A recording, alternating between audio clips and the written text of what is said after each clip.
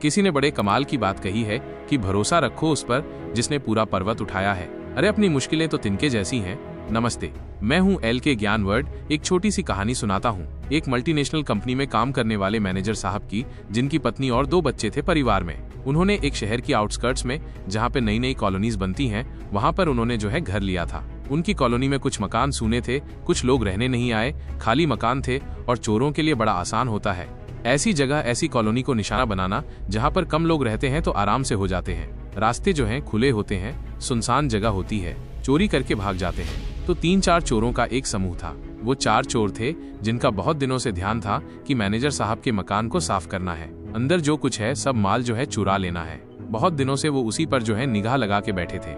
एक दिन शाम के समय वो चारों चोर आए मकान के पीछे और रेकी करने के इरादे से छुप करके बैठ गए कि देखते हैं एक्टिविटीज क्या होती है। कितनी बजे आते हैं मैनेजर साहब, क्या रूटीन रहता है इनके घर का, कितनी बजे सोते हैं, कब हम जाकर के मकान साफ कर सकते हैं।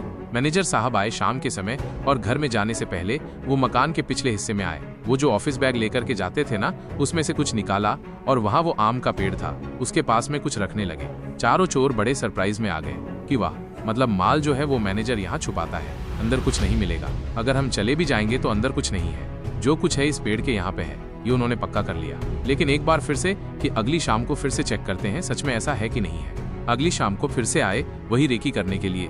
वही मैनेजर साहब आए, पीछे आए ऑफिस का बैग लेकर के और उसमें से कुछ कुछ रखा। फिर वो घर में गए। चारों को कंफर्म हो गया कि भैया ये मैनेजर जो कुछ माल है यही रखता है, अंदर कुछ नहीं ले जाता। कुछ तो है जो ये यहाँ आकर के छुपा रहा है और बड़ा वैल्यूएबल है। तो उसी रात को 1 से 2 बजे के बीच में जब सन्नाटा हो जाता है, सब गहरी नींद में होते हैं, ये चारों चोर पीछे के रास्ते से कूद करके उस मकान में आ गए। पीछे गार्डन था जहाँ पर वो आम का पेड़ था और आकर के ढूंढने लगे कि मैनेजर छुपाता क्या है। बहुत देर तक ढूंढते रहे, कुछ नहीं मिला। सुबह होने को आ गई, चुपचाप भाग लिए। अगली रात को फिर से आए, फिर से ढूंढने लगे, कुछ नहीं मिला। लेकिन मैनेजर तो रूटीन फॉलो कर रहा था, तो शाम में आते थे, बैग में से कुछ कुछ निकाल के वहां रख देते थे। तीसरी रात को चोर आए, उनको कुछ नहीं मिला। फिर संडे आ गया, तो संडे के दिन सुबह सुबह चारों चोर तैयार होके, जो डोर टू डोर सेल्स वाले आते हैं वैसे बन के एकदम मार्केटिंग वाले, और मैनेजर साहब के घर आ गए कि पूछ ही लेते हैं भाई छुपाता क्या है। मैनेजर साहब ने तो वो डोर टू डोर सेल्स वाले मार्केटिंग वाले लोग समझ करके उनके लिए आओ भगत की चाय नाश्ता तैयार करवाया। जब चाय पी रहे थे वो चारों चोर, तो उनमें से एक ने बोला कि मैनेजर साहब सच सच बताता हूँ, हम नहीं है डोर टू डोर वाले सेल्स मार्केटिंग वाले, हम तो चोर हैं। हम तो पिछले पूरे हफ्ते से लगे हुए हैं इस घर के पीछे कि चुरा लें कुछ, लेकिन चुरा नहीं पा रहे हैं। हम आए थे एक दिन शाम में रेकी करने के लिए, तब देखा कि आप ऑफिस से आए तो घर में जाने की जगह पीछे आए, बैग में से कुछ निकाला, पेड़ के वहाँ पर रख गए। हम 3 रात काली कर चुके हैं, रोज आते हैं, ढूंढते हैं, रात में कुछ नहीं मिलता है।